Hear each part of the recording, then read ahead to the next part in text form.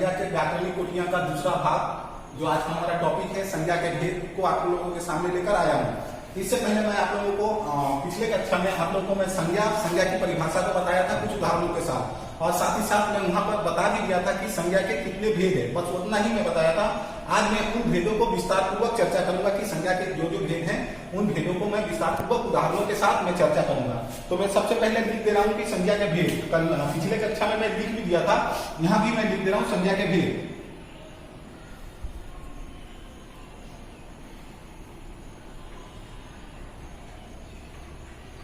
तो पिछले कक्षा में मैं बताया था आप लोगों को संज्ञा के तीन भेद हैं मूल रूप से, है ना। पहला है व्यक्तिवाचक संज्ञा,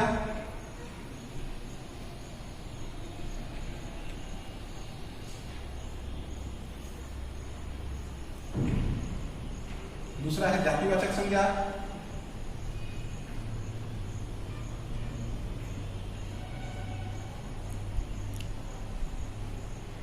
और तीसरा है भाववाचक संज्ञा।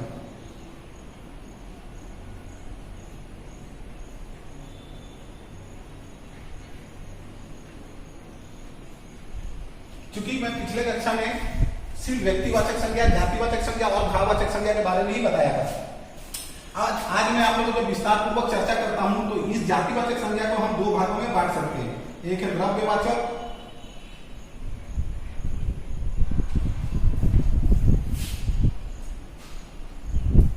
और दूसरा है समूहवाचक संज्ञा।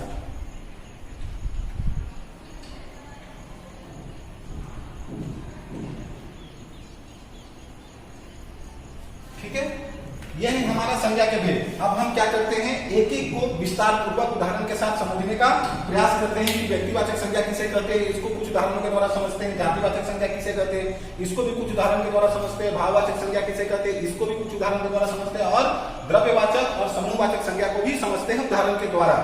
ठीक है, तो सबसे पहले हम व्यक्तिवाचक संज्ञा की परिभाषा को देख लेते हैं और इसके साथ जो उदाहरण है उसको भी हम समझने का प्रयास करते हैं। तो व्यक्तिवाचक संज्ञा को पहले देखें।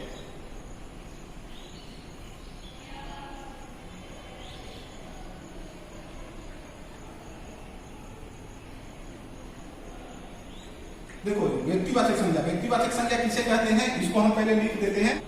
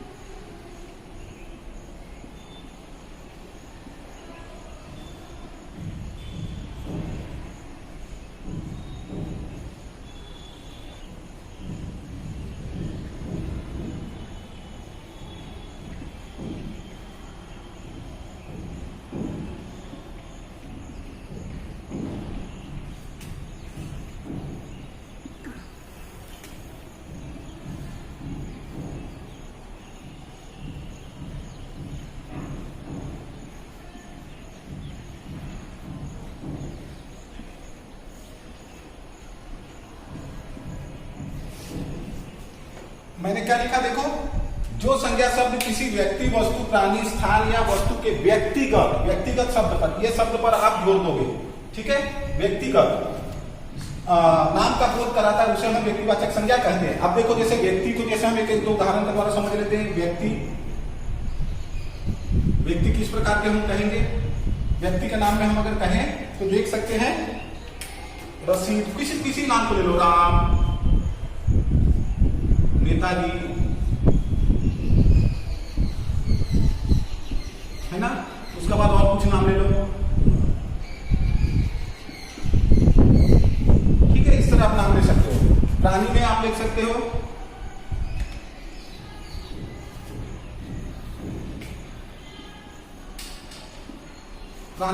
लिख सकते हो इरावत,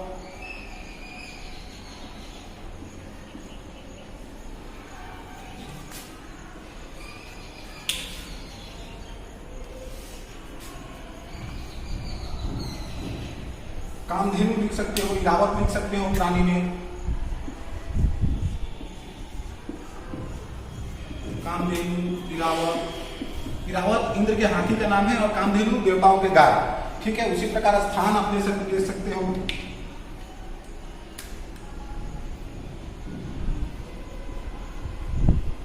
स्थान में आप लिख सकते हो कलकत्ता। ठीक है, फिर लिख सकते हो दिल्ली, कुछ भी आप लिख सकते हो, है ना। इसके अलावा आप जो आपका नाम समझ में लिख सकते हो। वस्तु में भी आप लिख सकते हो। वस्तु में क्या लिख सकते हो? वैजयंती माला, गोदान, गंगा।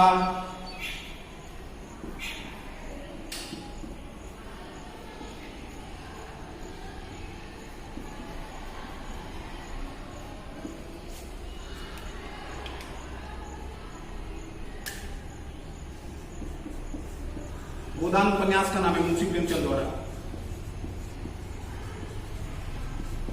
कार, और जो भी इच्छा हो आप कर सकते हो।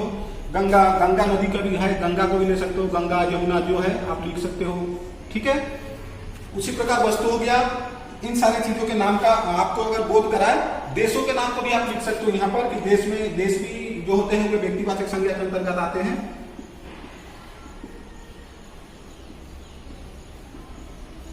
देश के नाम में आप लिख सकते हो भारत, चीन, और इसके अलावा जो भी अमेरिका, इटली जो भी है आप लिख सकते हो। ठीक है, तो ये है हमारे व्यक्तिवाचक संज्ञा। तो हम व्यक्तिवाचक संज्ञा को आसानी का प्रयास करेंगे जातिवाचक संज्ञा को, तो जातिवाचक संज्ञा किसे कहते हैं। ठीक है, अब देखो यहाँ पर एक थोड़ा और समझा दूं मैं आप लोगों को कि राम एक व्यक्ति है, नेताजी भी एक व्यक्ति है, पर्टिकुलर व्यक्ति, व्यक्तिगत का बोध बता रहा है। राम कहेंगे तो एक व्यक्ति को ही बताएंगे, राम कहने से समुच्चय मानव जाति का बोध नहीं होगा। राजा कहेंगे तो एक व्यक्ति के बारे में बताएंगे। उसी तरह कामधेनु देवताओं की गाय, इरावत इंद्र के हाथी। स्थान बोलेंगे कलकत्ता तो एक ही स्थान है, दिल्ली भी एक ही है। वस्तु में वैजयंती माला एक ही फूल है। अगर हम फूल कहेंगे तो जातिवाचक में चल जाएगा, पर वही जब हम पर्टिकुलर किसी एक फूल को कहेंगे तो वह व्यक्तिवाचक में आ जाएगा। उसी तरह देश के नाम भारत भी एक है, चीन भी एक ही है ना। तो ये हुआ हमारा व्यक्तिवाचक संज्ञा। ठीक है, आगे की ओर बढ़ते हैं और हम जातिवाचक संज्ञा को देखने का प्रयास करते हैं कि जातिवाचक संज्ञा किसे कहते हैं। तो अब हम क्या करते हैं, व्यक्तिवाचक संज्ञा को समझ लिए, जातिवाचक संज्ञा को भी समझ लेते हैं कि जातिवाचक संज्ञा किसे कहते हैं।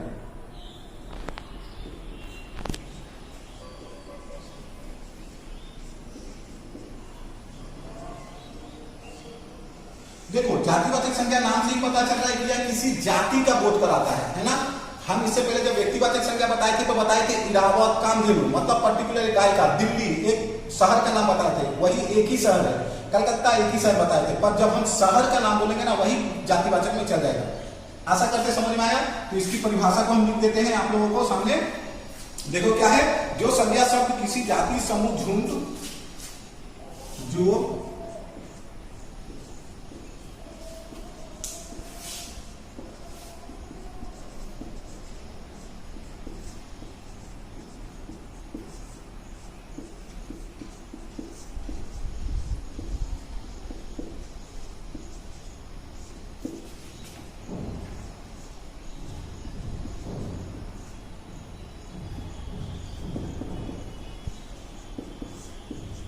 अर्थात एक समुदाय।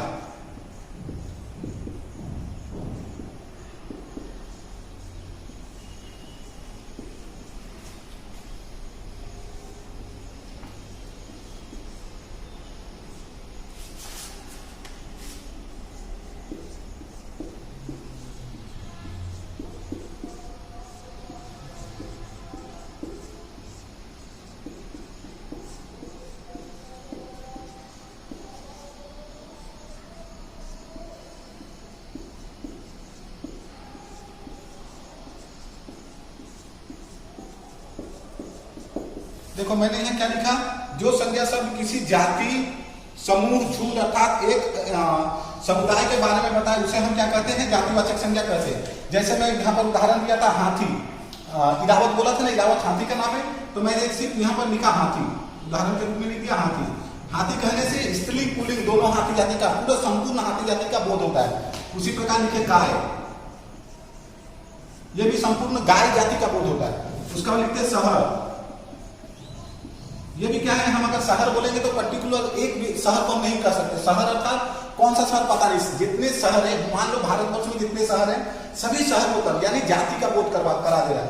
ठीक है, उसी प्रकार नदी, अगर हम नदी कहें तो कौन सी नदी, संपूर्ण नदी, भारतवर्ष में जितनी नदियां हैं सभी नदी का बोध करा रहा है। ये हुआ जातिवाचक संज्ञा।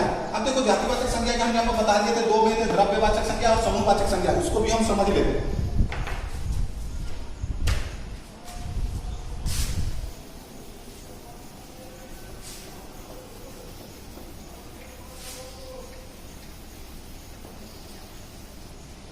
तो देखते हैं पहले द्रव्यवाचक संज्ञा को।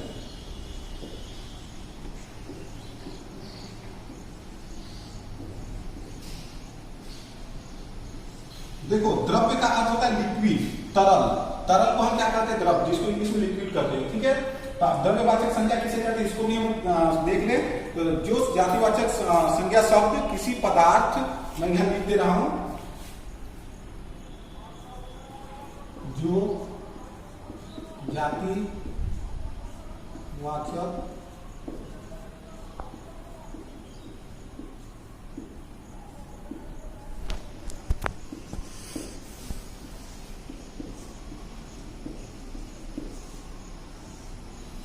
जातिवाचक संज्ञा शब्द किसी पदार्थ, द्रव्य अथवा धातु का बोध कराते हैं। किसी पदार्थ,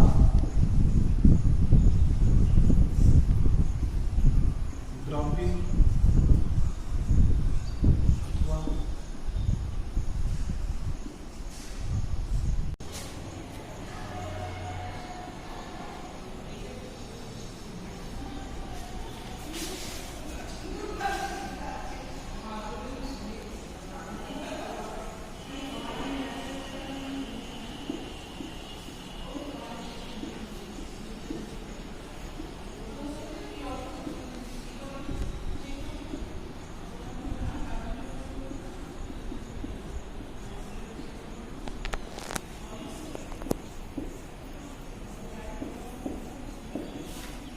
तो मैंने यहाँ देखो आप लोगों को क्या लिखा है, जो जातिवाचक संज्ञा शब्द किसी पदार्थ, द्रव्य अथवा धातु का बोध कराए उसे हम क्या कहते हैं, द्रव्यवाचक संज्ञा कहते हैं। देखो पदार्थ, यहाँ पर मैं दिखा रहा हूँ, पदार्थ, द्रव्य और धातु क्या है, इसको भी मैं बता दे रहा हूँ। देखो पदार्थ को यहाँ पहले लिख रहा हूँ,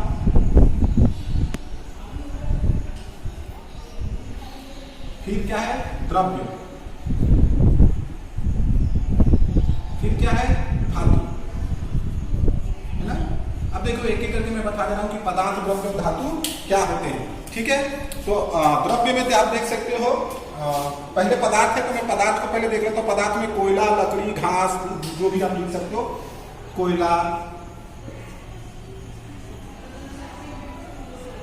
लकड़ी, घास, ये सारी चीज आप लिख सकते हो। द्रव्य में क्या है, तेल, घी, ये सारी चीज का आप पानी भी लिख सकते हो, है ना, इसको लिख सकते हो। धातु में क्या है, सोना, चांदी, इसके अलावा और जो है आप यहां पर आराम से लिख सकते हो। ठीक है, पीतल, पीतल को भी आप लिख सकते हो, पीतल इत्यादि। तो ये हुआ हमारा द्रव्यवाचक संज्ञा। अब अगला हम देखते हैं समूहवाचक संज्ञा किसे कहते हैं। तो समूहवाचक नाम से ही पता रहा है, समूह अर्थात झुंड, किसी झुंड जहां पर बहुत सारे चीज हो उसे हम क्या कहेंगे, समूह कहते हैं। तो ये हम इसकी परिभाषा को भी हम देख लेते हैं कि समूहवाचक संज्ञा किसे कहते हैं। दूसरा क्या है, समूहवाचक संज्ञा।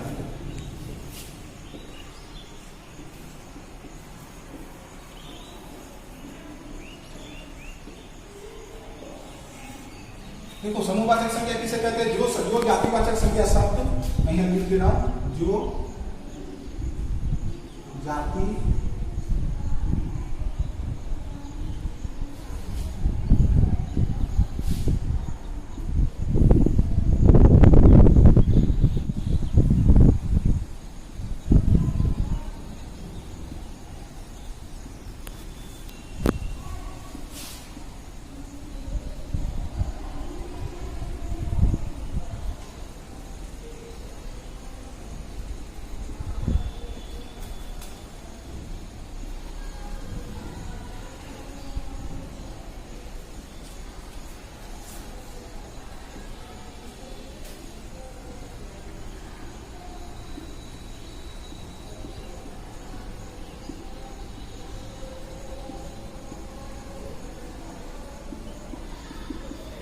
क्या लिखा देखो, जो जातिवाचक संज्ञा शब्द किसी समूह या समुदाय का बोध कराए उसे हम क्या कहते हैं, जातिवाचक संज्ञा कहते हैं, सॉरी समूहवाचक संज्ञा कहते हैं। जैसे सेना, कक्षा, आप यहाँ लिख सकते हो उदाहरण के रूप में, उदाहरण के रूप में आप लिख सकते हो सेना, कक्षा, है ना। इसके अलावा और बहुत सारी चीजें हैं, आप लिख सकते हो पुलिस लिख सकते हो, टीम लिख सकते हो, होमगार्ड लिख सकते हो, संसद लिख सकते हो, यहाँ में लिख दे रहा हूं संसद, पुलिस इत्यादि। ये सारी चीज क्या होती है, हमारा समूहवाचक में आता है। सोना समूहवाचक में आता है। कक्षा भी देखना, कक्षा किसको बोलते हैं, जहां पर बहुत सारे बच्चे बैठे होते हैं वहां पर होता है। संसद में भी बहुत सारे जो इलेक्शन में जीत कर संसद बनते हैं, वे लोग जाकर वहां बैठते हैं। पुलिस भी बहुत सारे होते हैं ना, ये लोग समूहवाचक में आते हैं। अगला है क्या हमारा भाववाचक संज्ञा। भाववाचक संज्ञा के नाम से ही पता चल रहा है कि यहाँ पर वह संज्ञा शब्द जो किसी के भाव, गुण, दोष आदि को बताए उसे हम भाववाचक संज्ञा कहते हैं। उसको भी हम लिख दे रहे हैं आप लोगों को परिभाषा के साथ।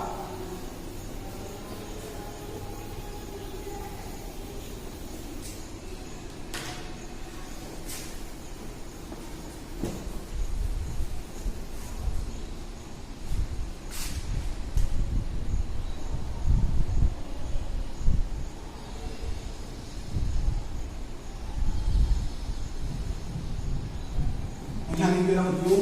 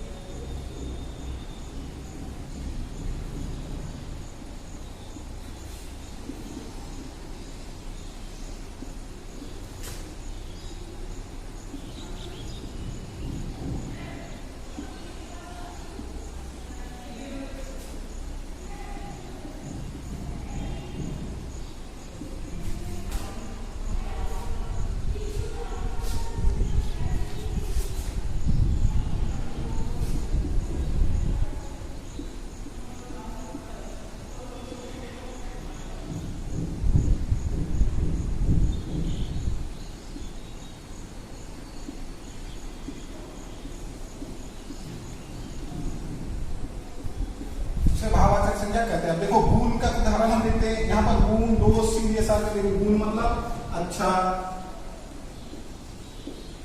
ईमानदार, है ना, ये अच्छा गुण का उदाहरण है। उसी प्रकार दोष का देख लो, क्या होगा, बेईमान, बुरा, बेईमान लिख सकते हो, बुरा, बेईमान,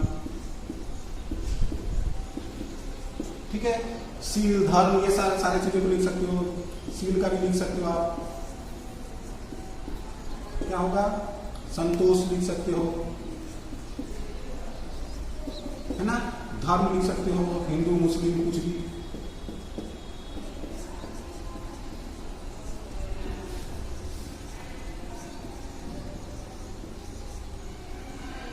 ठीक है, ये होगा हमारा भाववाचक संज्ञा के अंतर्गत आता है। तो आशा करते हैं आप लोगों को पढ़ाया था संज्ञा किसे कहते हैं उदाहरण के साथ। और आज की कक्षा में जो संज्ञा के भेद, व्यक्तिवाचक संज्ञा, जातिवाचक संज्ञा और भाववाचक संज्ञा, जातिवाचक संज्ञा के दो भेद, द्रव्यवाचक और समूहवाचक को जो आप लोगों को समझ में बताया, आप लोगों को समझ में आया। आशा करते हैं आप लोगों को चैप्टर अच्छा लगा। थैंक यू, धन्यवाद। अगले कक्षा में फिर कोई नया चैप्टर लेकर आप लोगों के सामने आएंगे।